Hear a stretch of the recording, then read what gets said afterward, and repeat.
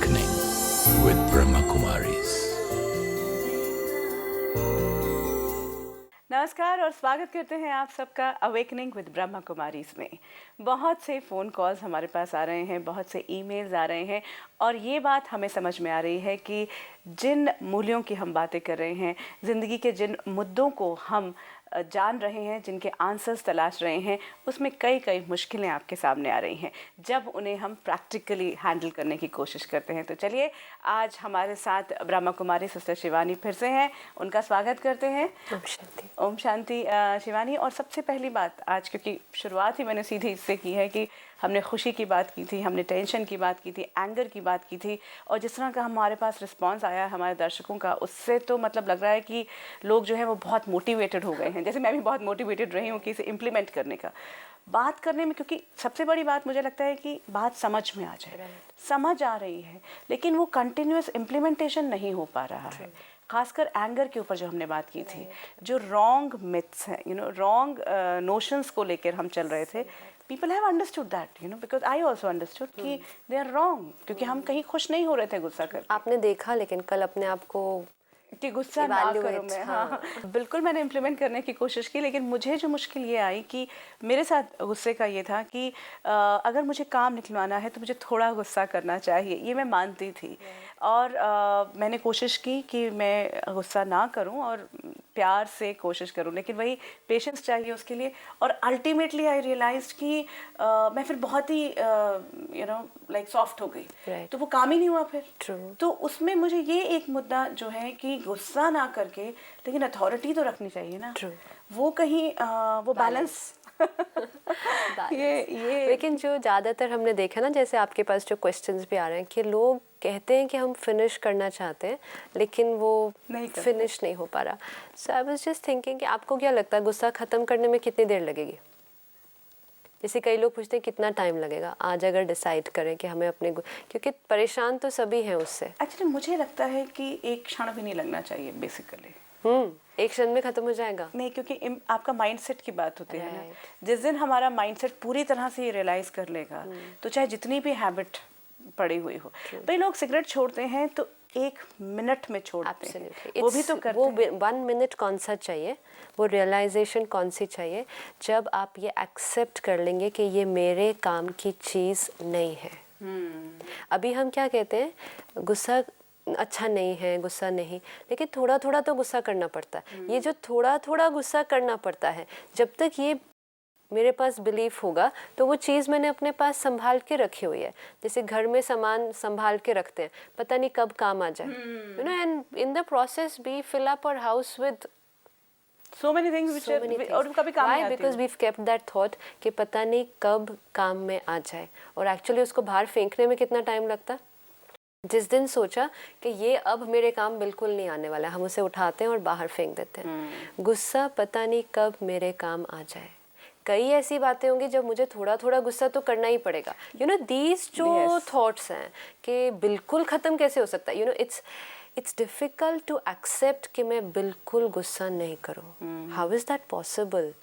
In this world it's not possible. ये जो पूरी सीरीज ऑफ थॉट्स चलती है कि आज की दुनिया में सबके साथ काम करते हुए पॉसिबल नहीं है। काम नहीं निकलवा पाऊंगी मैं, कहीं गुस्सा तो करना ही पड़ेगा। और बाकी लोग नहीं तो मेरा अनड्यू एडवांटेज ले लेंगे, मुझे एक्सप्लॉइट करने लगेंगे, तो थोड़ा तो गुस्सा चाहिए। अब जब तक वो थोड़ा तो गुस्सा चाहिए, तो फिर वो अंदर संभाल के रखा हुआ है। फिर हम कैसे कह सकते हैं कि मुझे नहीं चाहिए लेकिन मुझे थोड़ा तो चाहिए? Again we are always in these contradictions. मुझे बिल्कुल गुस्सा नहीं करना, लेकिन मुझे थोड़ा तो चाहिए। खुद ही चूज किया, खुद ही उसे संभाल के रखा, तो वो आपके पास ही रहेगा। जिस क्षण आप कहेंगे कि अब मुझे ये बिल्कुल नहीं चाहिए, ये मेरे काम की चीज़ नहीं है, मैं हर काम और हर व्यक्ति से इसके बिना डील कर सकता हूँ, it's gone. It's really gone. But I think for that we have to be internally very strong. No, we just have to get convinced actually. We don't even need to be strong. I just need to get convinced. I don't need it. We are not convinced. सबसे बड़ी problem ये है कि we are not convinced कि we can work without that. और वो अपने आप को convince करना, I will have to take myself through a few days of experiment. कि हर step पर देखें। पहली belief कि गुस्सा तो चाहिए ही, चेक करें, या गुस्सा तो नॉर्मल है, चेक करें करके अभी क्या हो रहा है, कर रहे हैं और आगे काम करते जा रहे हैं, we not stopping and checking. गुस्सा करने के बाद कैसा फील हुआ, अच्छा लग रहा है, बॉडी इज़ फीलिंग ओके। आज डॉक्टर भी हमें बता रहा है कि एक क्षण का गुस्सा भी आपके ब्रेन से लेकर पूरे नर्वस सिस्टम और हर अपने शरीर के ऑर्गन पर इतना नुकसान कर रहा है। How can it be good? जो चीज़ इतना डैमेज फिजिकली कर रही है वो इंटरनली कितना डैमेज कर रही होगी। How can it be good? I am spreading so much negativity in the environment, मेरे रिलेशनशिप्स कहीं ना कहीं अफेक्ट हो रहे हैं। How can I call that thing good? उससे गुड कौन सी चीज़ निकल रही है? I will have to ask myself. जब मैंने गुस्सा किया उसके बाद स्टॉप, चेक, इसमें से गुड कौन सा निकला? जो मैं सारा दिन अपने आप से कह रही हूँ गुस्सा करना अच्छा है, थोड़ा तो गुस्सा करना पड़ेगा। Point out and write it down. What was the good that came out now? If it really came out, use it next time. If it didn't, tell yourself no good.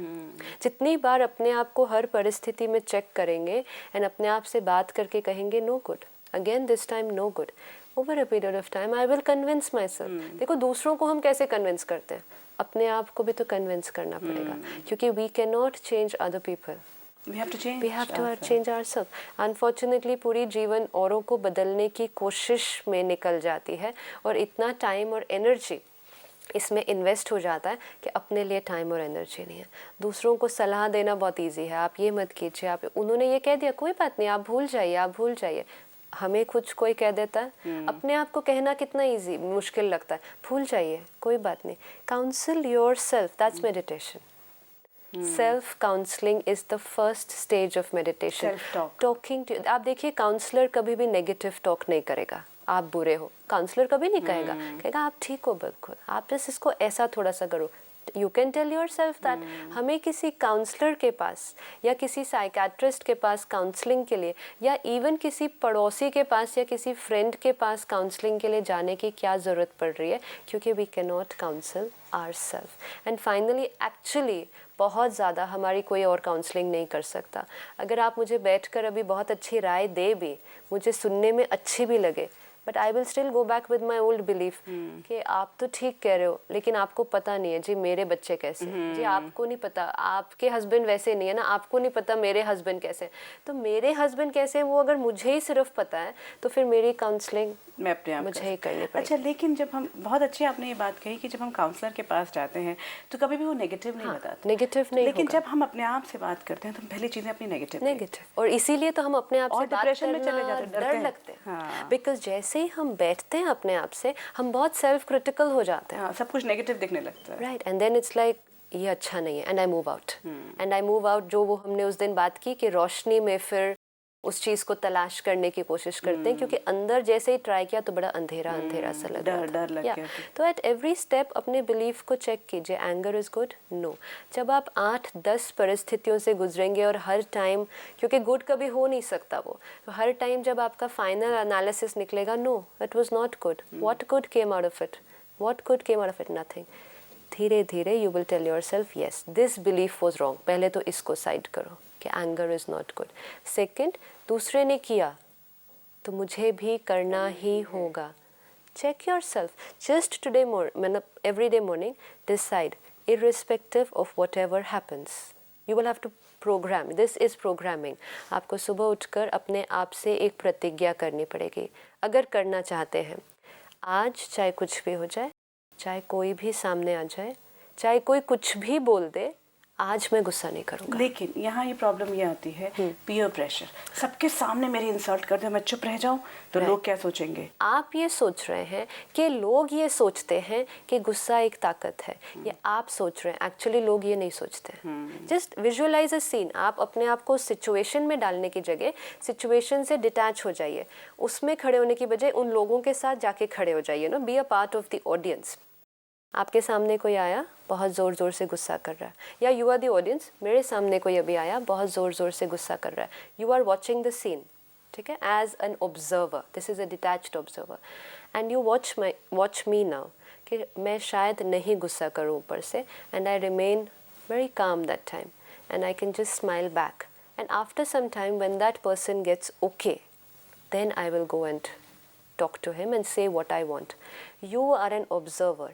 आप क्या कंक्लूजन निकाल रहे हैं कि You're am a I strong weak, person. You're a your strong. Conclusion was I am strong, but I keep thinking see this is wrong belief. मैं ये सोचूंगी कि आप ये सोच रहे हैं कि मैं कमज़ोर हूँ, और आपको प्रूव करने के लिए मैं चिल्लाना शुरू कर दूँ।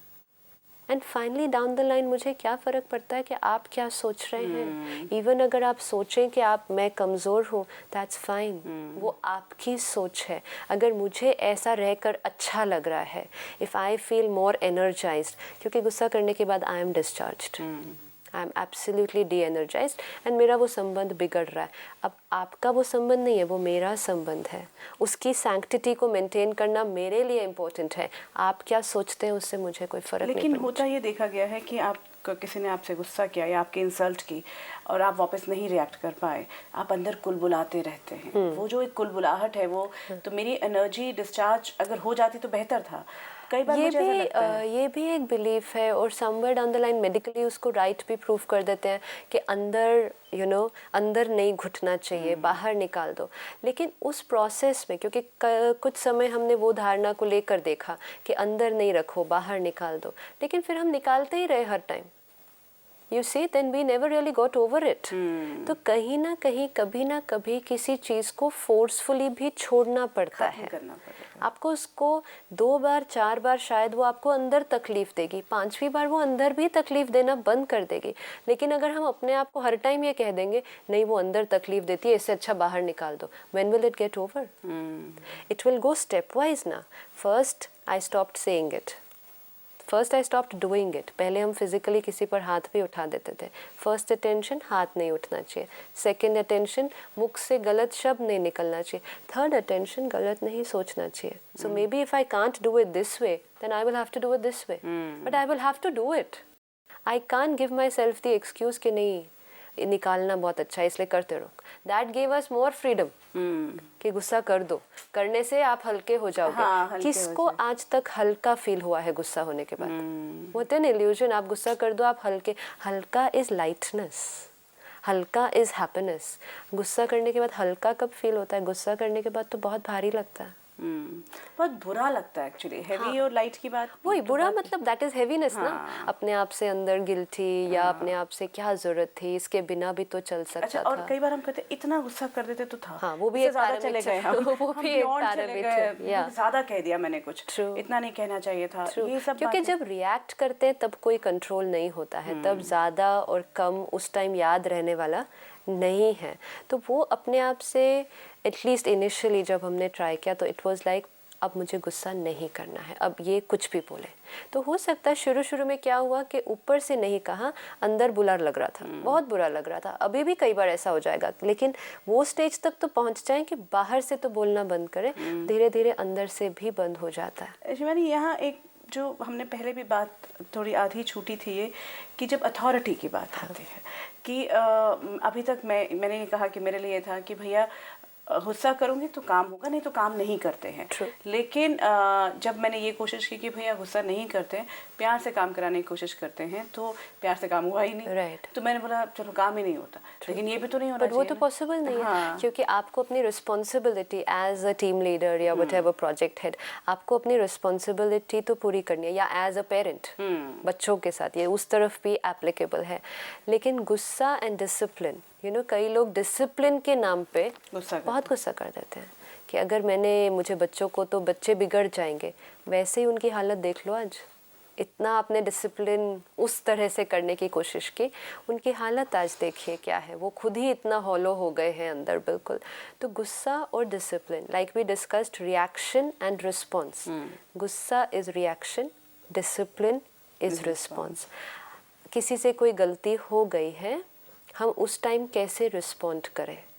लेट्स से फॉर एग्जांपल, सामने से कोई चलते हुए आ रहा है, चलते चलते बीच में एक पत्थर था, उसका पैर उससे ठोकर लगा, वो गिर गया, चोट लगी, बहुत ज़ोर से चोट लगी। आप एक पेरेंट हैं या आप एक टीम लीडर हैं, अब आपका क्या रिस्पॉन्स होगा?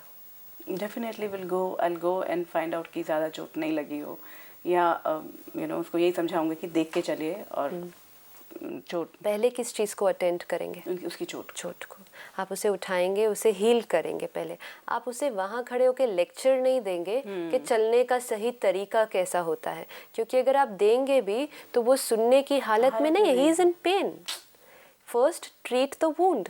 लेकिन हम अगर लेक्चर दें, और लेक्चर देना भी अगर हम उस और ही ज़ोर से उसको पीटने लगे लाठी से, तुम ऐसे चले कैसे, तुम गलत चले कैसे, तुम्हारी हिम्मत कैसे हुई गिरने की, What kind of disciplining is this?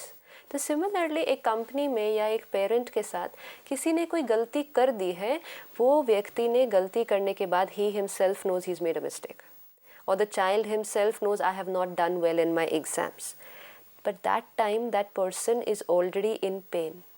उसको अंदर ऑलरेडी पता है कि मेरे से गलती हुई है, अब मुझे डांट पड़ने वाली है. Now you know that fear element is there. He is in pain. You as a leader, you as a parent, what's your role right now? You have to remember that. हम वही कर रहे हैं कि दूसरा गिरा हुआ है, वो दर्द में है, हम वहाँ उसको खड़े होकर और पीटते हैं. तुमने ऐसा किया क्यों, तुमने ये किया क्यों. जब वो ठीक हो जाता है तब हम उसे कुछ नहीं कहते हैं, लेकिन जब वो दर्द में है हम उसे और पीटते हैं, उसे लेक्चर देते हैं. और जब वो उसे कुछ समझ ही नहीं आ रहा, उस समय सुनने की, समझने की स्थिति में नहीं है. और इसीलिए ज़्यादातर लोग कहते हैं हम इनको इतना समझाते हैं लेकिन इन्हें समझ में नहीं आता, क्योंकि हमारा समझाने का समय गलत था. हम तब समझा रहे थे जब वो समझने वाली स्थिति में नहीं थे, जब ऑलरेडी प्रॉब्लम है. Just look at the situation ना, कि मेरे से कोई गलती होगी and my boss just says no problem, it's okay, मैंने भी ऐसी गलतियां की थी, it's understandable, and he takes you, he just accepts you, heals your wound.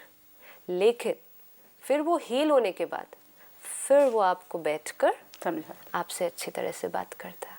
लेकिन उस टाइम वो भी सही बोलने की स्थिति में, क्योंकि वो रिएक्शन वाला मोड ख़त्म हो गया है, और आप भी उस टाइम अच्छी तरह से समझने की स्थिति में. और क्योंकि जब आप दर्द में थे तब उसने आपको सपोर्ट दी थी, वो आपकी बात और भी अच्छी तरह से सुनेगा. अगर आप उसे कुछ कहेंगे भी उसे बुरा नहीं लगेगा. लेकिन जब वो दर्द में है और तब आप उसको बोल रहे हैं, तब आपकी सही बात भी और समझ ही नहीं आएगी, अच्छी नहीं लगेगी, पहुंच ही नहीं पाएगी. आप अच्छे नहीं लगेंगे उस टाइम, आप ही अच्छे नहीं लगेंगे. तो इसलिए एक बच्चे को वो पेरेंट उस टाइम अच्छा नहीं लग रहा होता.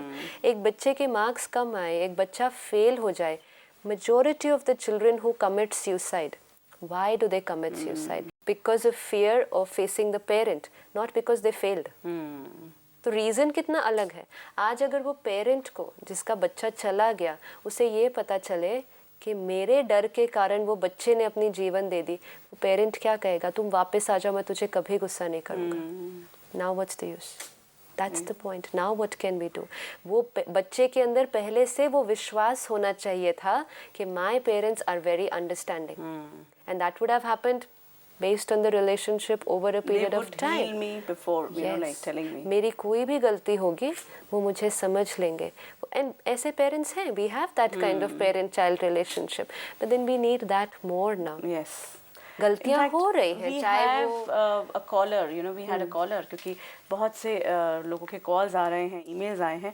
इनफैक्ट हमारे साथ मुंबई से शिखा का ये फ़ोन था, और उनकी यही प्रॉब्लम जो आज हम पेरेंट की बात कर रहे हैं कि she is got a daughter who is 9 year old, और वो ये कह रही थी कि she is a working woman. उनके mother in law, father in law भी रह रहे हैं साथ में. मदर इन लॉ के साथ रिलेशनशिप क्योंकि इतने साल, 10 साल शादी को भी हो गए हैं, तो ठीक ठाक है, पर कोल्ड है. बेटी को ऑलमोस्ट मदर इन लॉ ने पाला because she is a working woman.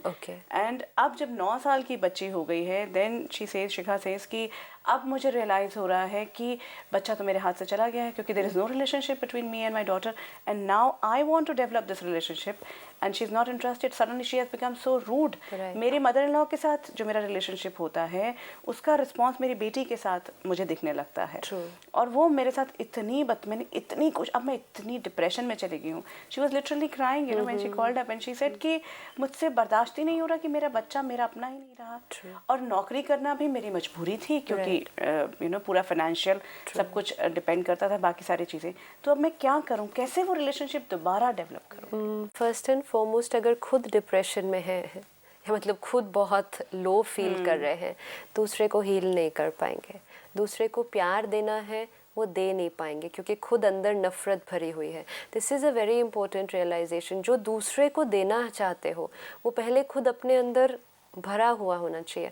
अब इनके केस में शायद जो हो रहा है, फर्स्ट फैक्टर इज कि the mother-in-law is controlling the child, you know, that somewhere in the subconscious that is creating a bigger problem, you know, वो एक element जो बीच में आ रहा है कि मेरी बेटी मेरा ना सुनने के बजाय you know उनका सुन रही लेकिन है। बेटी के लिए भी बिल्कुल जायज़ है कि वो बचपन से जो हाँ, करता तो वो आ एक रहा है। नेचुरल बॉन्डिंग है, तो there is nothing wrong in that, तो वो तो एक नेचुरल बॉन्डिंग थी।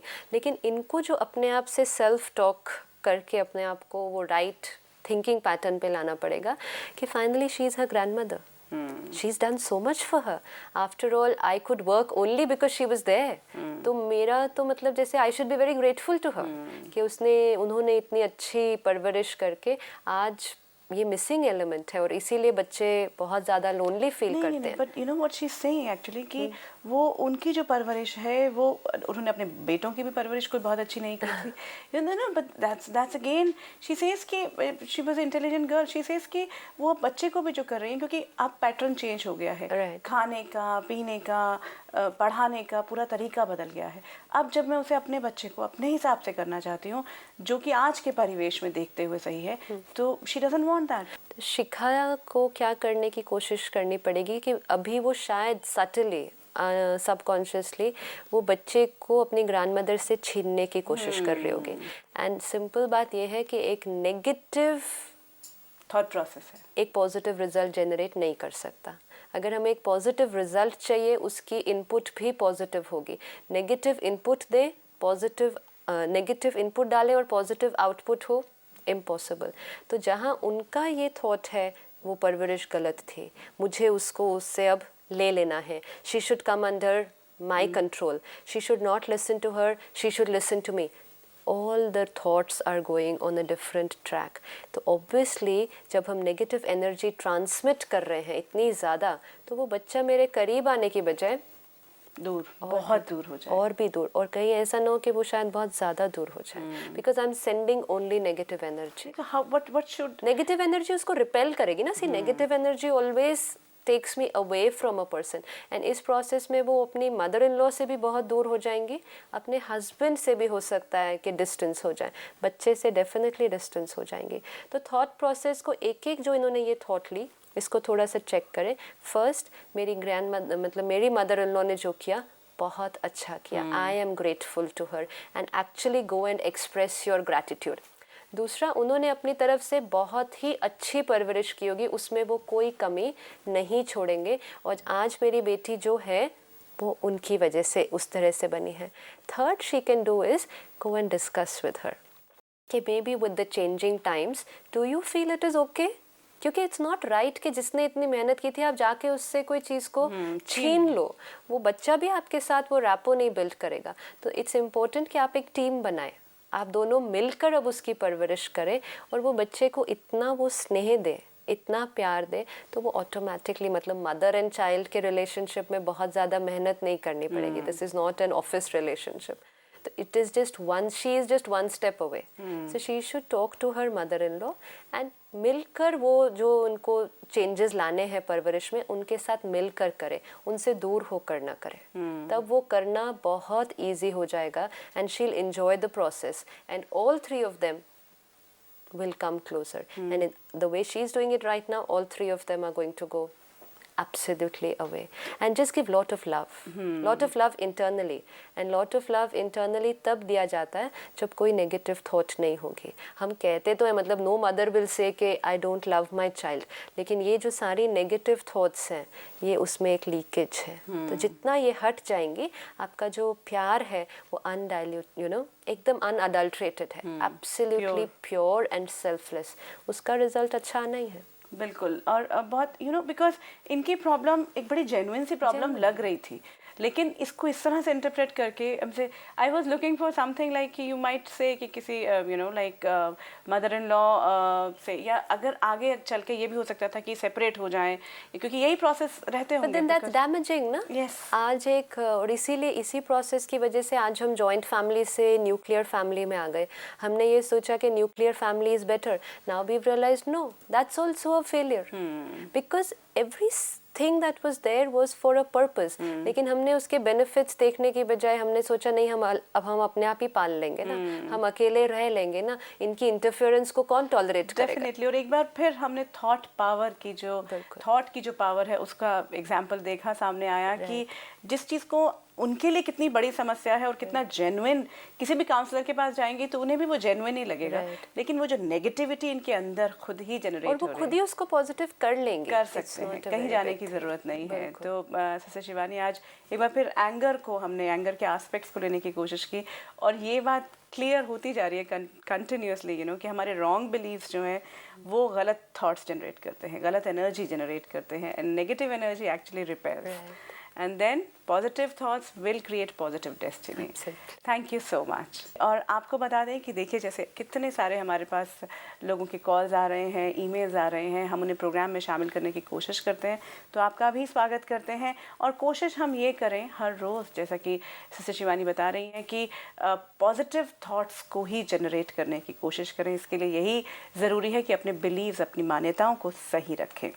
आप हमें कॉल कैसे कर सकते हैं? फ़ोन कीजिए। If you wish to discuss your problem or have a question to ask or want to know your nearest Raj Yoga Meditation Center, call us on 09999744555. तो फिर अवेकनिंग विद ब्रह्मा कुमारी फिर आपके साथ होगा, लेकिन फिलहाल दीजिए इजाज़त।